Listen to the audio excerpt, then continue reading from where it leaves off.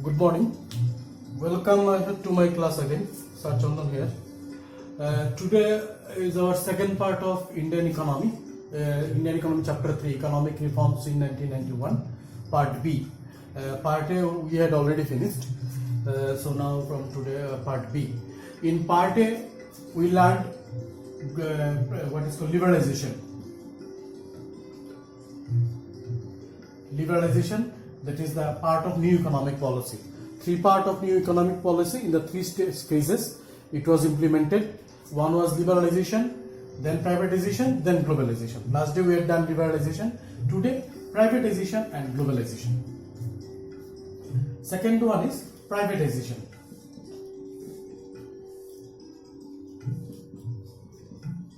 Privatization means removal of government restrictions. When all the industries or government sectors, most of the government sectors are transferred to the private hand. Okay, it is done in two ways. Privatization in new economic policy done in two ways. Number one is transfer of ownership. Transfer of ownership from government to private sector. Government to private sector. This is one step. Second step is disinvestment.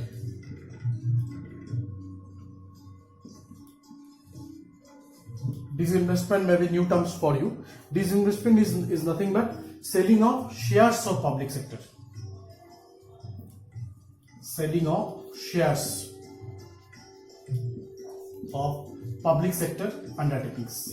In these two ways, privatization has been implemented in India. Okay, here what government done? Government transfer the ownership of its industries from government hand to the private sector. And second one, disinvestment. Government sell more than 51% of equity share to the private hand. Okay, the public sector undertakings equity share has been sold to the private hand. By these two ways, privatization has been made. Third one is globalization. Globalization means introduction of Indian economy with the global economy. Globalization, it creates a borderless economy. Actually, globalization indicates no border in the economy. Borderless economy. Okay, there is no boundary, no border in the economic transactions. This is globalization. Actually, globalization is the sum of liberalization and privatization.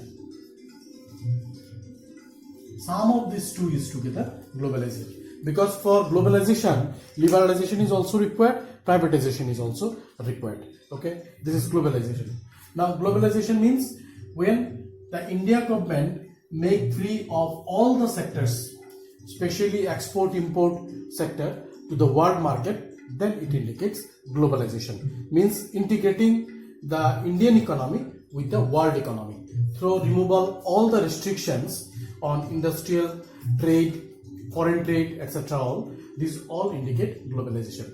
Means in simple word, to introduction the Indian economy with the global economy. Now there is no border. There is the whole world is a village of economic village, when there is no restrictions, no controls of government, no controls of other countries. This is globalization. Okay. Now in globalization, lot of changes made in globalization. What are the changes?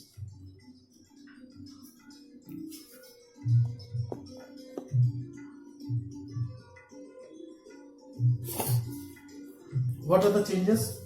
The changes made in globalization.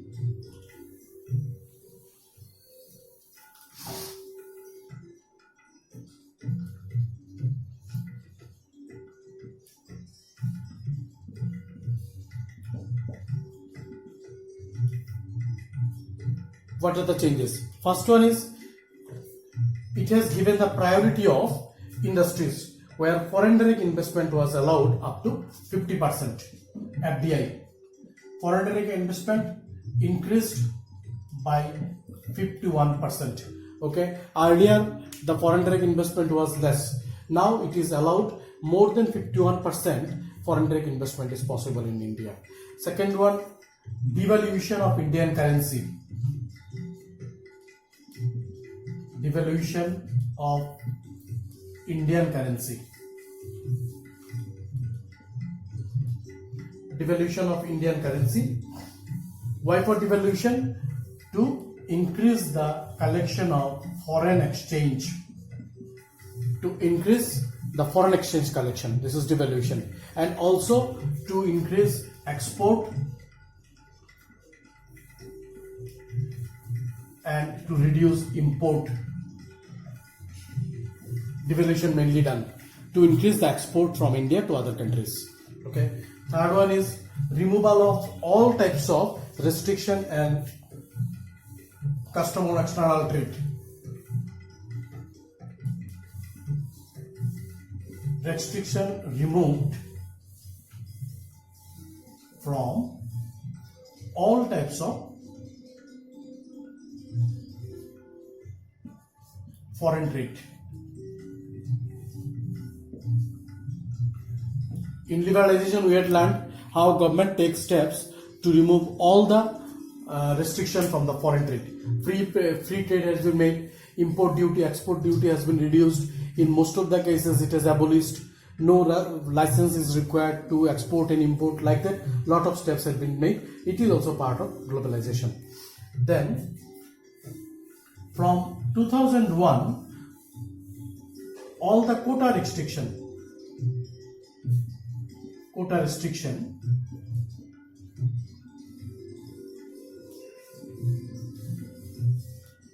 the quota restrictions from import has been abolished.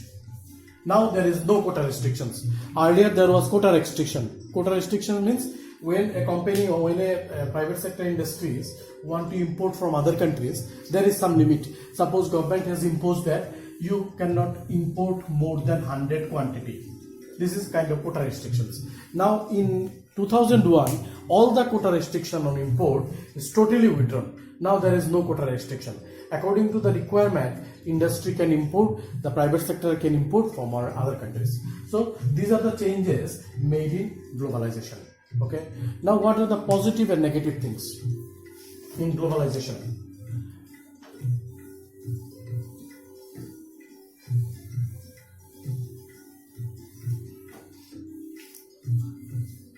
Positive things are what? Positive effects.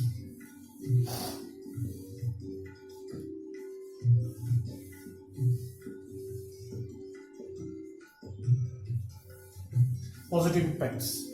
First one is we got greater access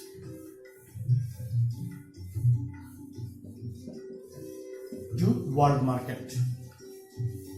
Okay, we get greater access. Greater access means what?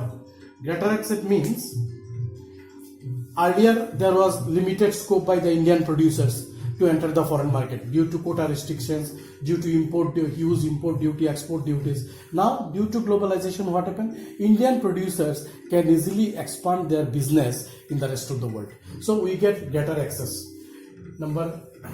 Next is we got advanced technology.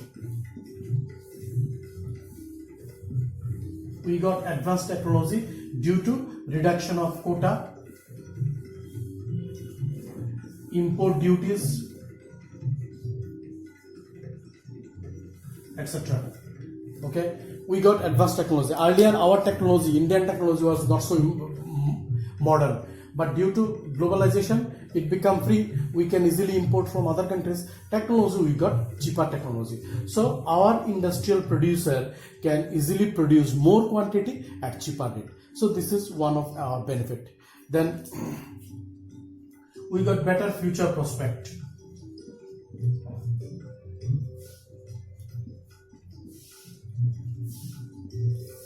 Better future prospect for large industrial development, for development of large industry.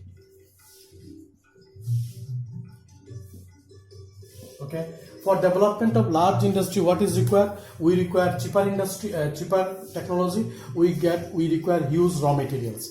Okay. Earlier, whatever done in India, it is not so large industry because of we have primitive technology, no advanced technology. So in globalization, we get advanced technology in cheaper cost.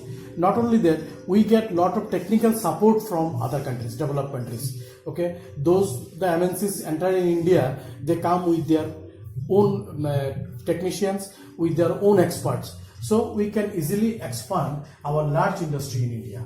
Okay, so these are the positive impacts of globalization. Along with the positive, negative impacts are also there. What are the negative impacts? Because negative impacts is only developed country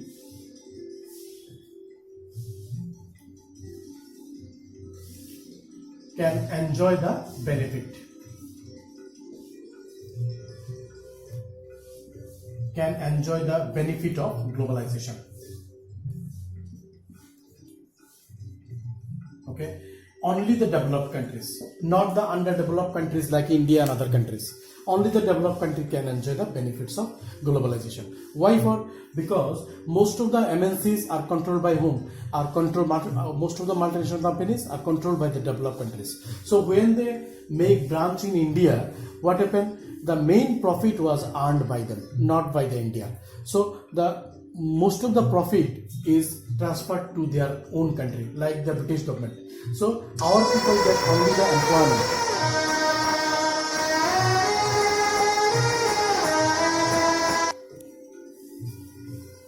Okay, our people get only the few employment.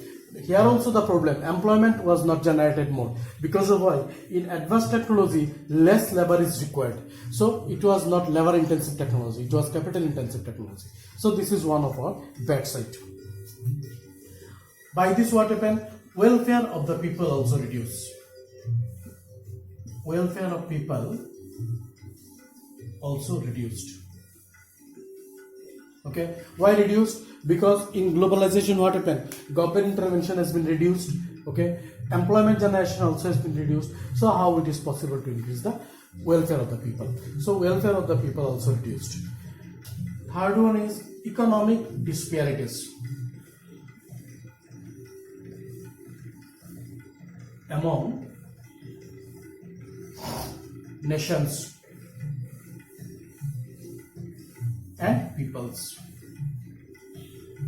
Okay, when there is less welfare, then there must be economic disparities among the people. There is huge gap between rich and poor, and same thing happen with the nations also. Those who are the developed countries, they earn profit from the underdeveloped countries, because most of the MNCs set their industry in the developing and underdeveloped countries. So the most of the profit has been transferred to there. So there is again disparities between the rich and poor countries. So these are the negative impacts, positive and negative impacts. These are the two impacts of globalization. Now, along with these impacts, we also got two byproducts of globalization. What are the two byproducts? One is outsourcing.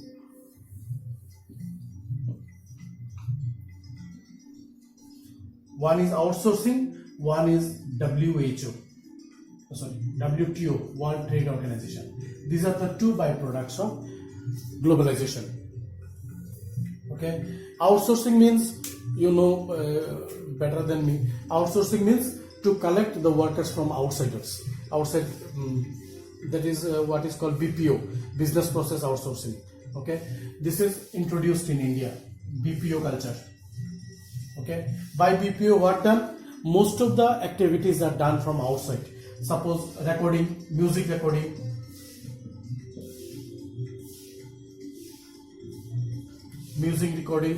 accounting in big MNCs, then film making,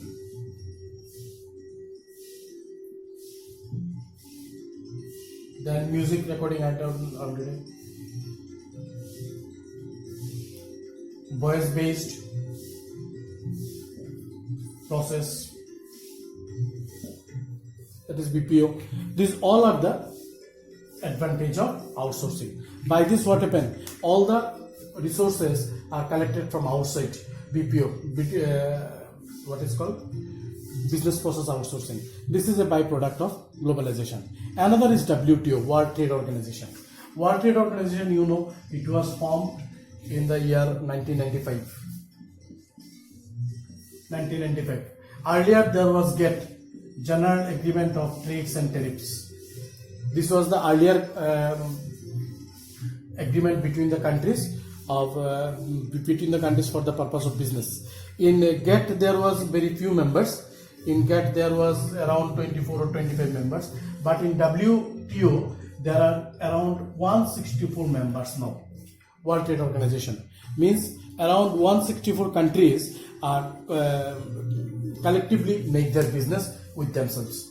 Okay, it is the successor of GATT. GATT having a lot of disadvantage. After that, in 1995, the WTO is formed. Okay, there are total 195 countries. Now, what are the main function of WTO? Main function is what? Main function obviously to make the business easily so that all the country can get the benefit from that. Okay, main function is to facilitate foreign trade.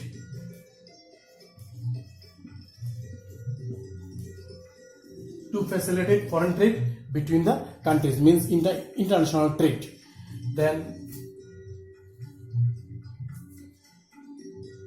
to establish new business rule.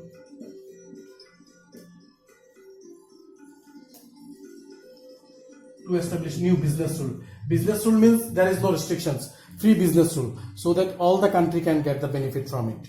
To encourage production and trade service. To encourage production and trade service. Okay, why to encourage production? Because when there is free trade between the countries, then the production of each country will increase, because they know how now I can make the business with other countries. I can sell my product throughout the world, throughout the 164 countries. So obviously production increases. Then to protect world environment. This is one of the important aspects. To protect world environment. So these are the main targets of HO, so that the business may be possible between all the 164 countries, to encourage production, to encourage foreign trade, new business rules, so that the country can easily make business with the other countries.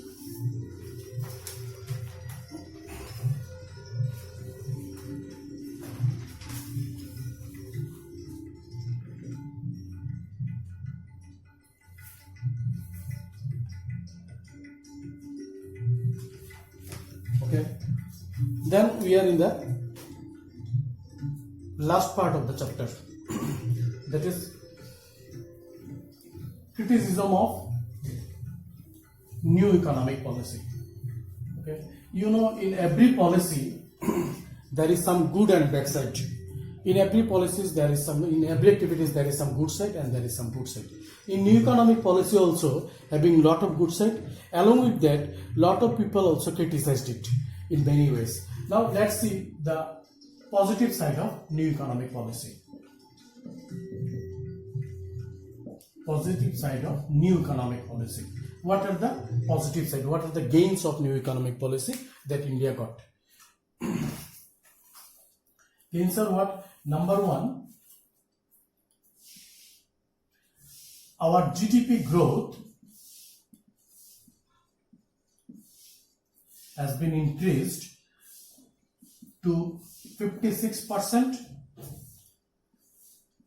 in 1980-90 to 7.2% in 2018-19. Okay, so there is huge increase in GDP growth in between the years. Or it is possible only due to new economic policy. Then number two, foreign direct investment increased from 100 million in 1990 to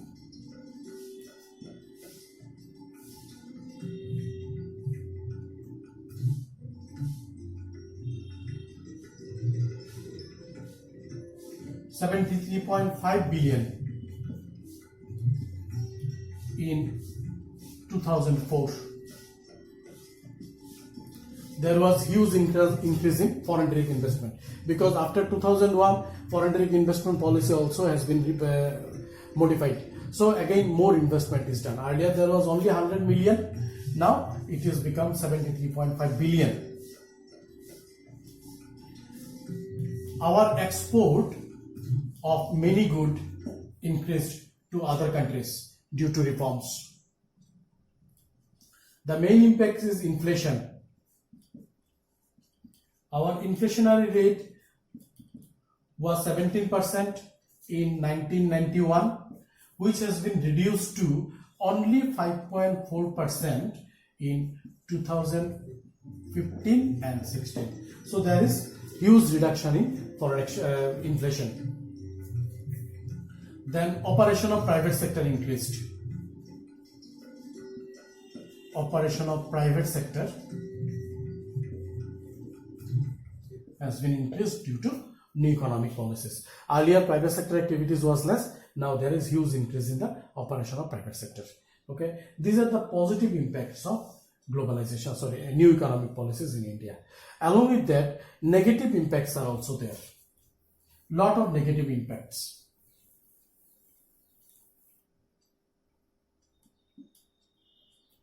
Negative impacts. What are the negative impacts? Main negative impacts is there was jobless growth. Jobless growth. Jobless growth means two types of growth. One is growthless job, one is jobless growth. We got jobless growth. Jobless growth means our rate of growth, rate of economic growth was more than rate of employment generation. Okay, this is the main problem of new economic policies. Why it is the problem? Because growth is there, huge growth was there, but along with the growth, if our people did not get any employment, then how it is possible? Then how the people get the benefit? So benefit of the new economic policy is not reached by the people, most of the people, because growth was more, rate of employment was less. Okay, this is mainly for what? Because in new economic policy, labor based technologies has been discouraged. Most of the technologies was capital based industries. So in capital based technology, what happened? There is less scope of getting manual labor. Most of the activities is done by technical process. So growth of employment reduced in new economic policies. Number 2, adverse effect in agriculture. Agriculture was adversely affected. Why adversely affected? Because public investment reduced. Public investment in infrastructure development like irrigation, market linkage, infrastructure, etc. has been reduced, because government's main target was the development of tertiary sector or industrial sector, not the agricultural sector. So there is huge reduction in the public investment in agricultural sector. So there is reduction in the agricultural production. Not only that, government also reduced the what is called subsidy in fertilizer. Subsidy in fertilizer, and minimum support price also has been removed in most of the cases.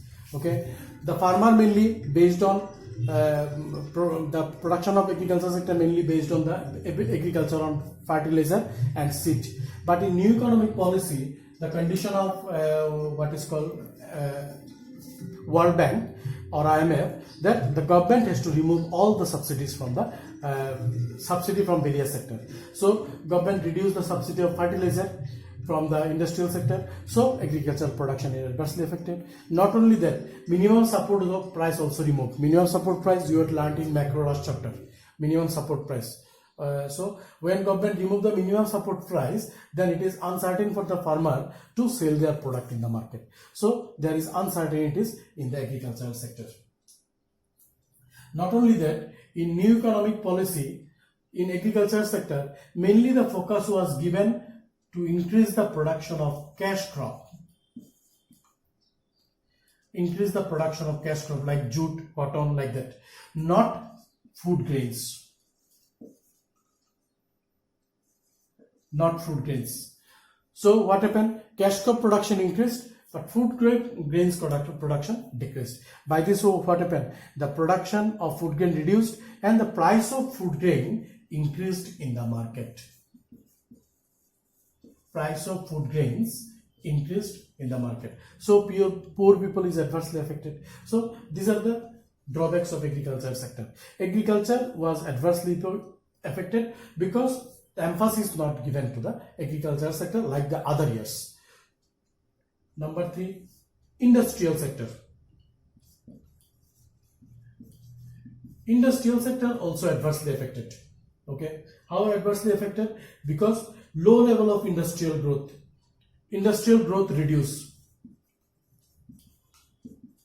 Why reduced? Because of cheaper import. Cheaper import from abroad. The new economic policy main emphasis was given, import export duties has been reduced, so import becomes cheaper. So from foreign countries, commodities entered in India at less price, so our industrial production is hampered because our producer cannot sell it in the market properly, because they cannot properly compete with the foreign product which is sold in India at less price. Okay, so another thing, important thing is less infrastructure development. I told in earlier also.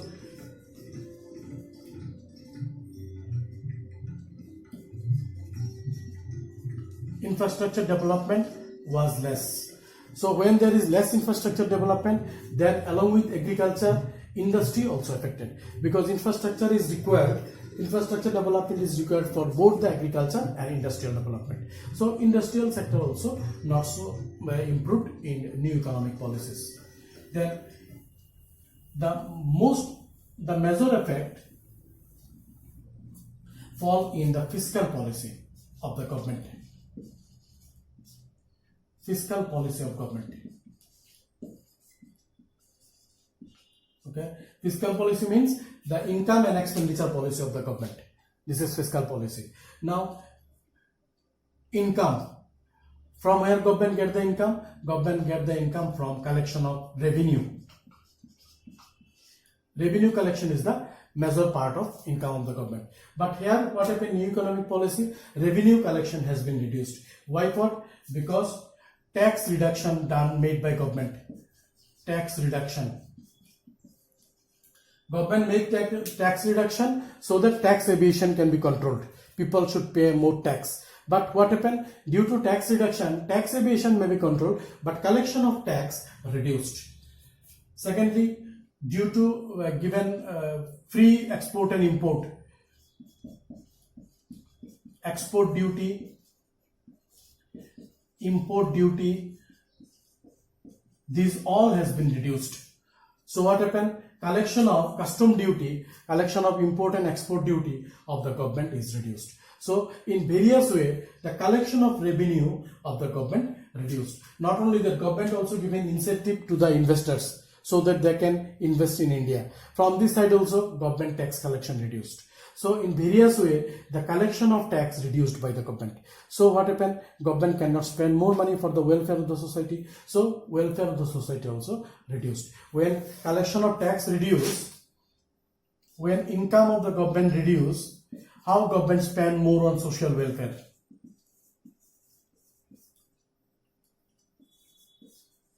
Social welfare expenditure also has been reduced. So these are the main criticism of new economic policy. So in new economic policy, we have some good side also, some bad side also. Based on that, we can judge whether the new economic policy is effective in India or whether it is not effective in India. Okay, so that's all of this chapter, almost finished. Okay, any kinds of queries, you go through the direct question answer. and exercise question answer I will give likely in your WhatsApp numbers. Okay, that's all. Take care.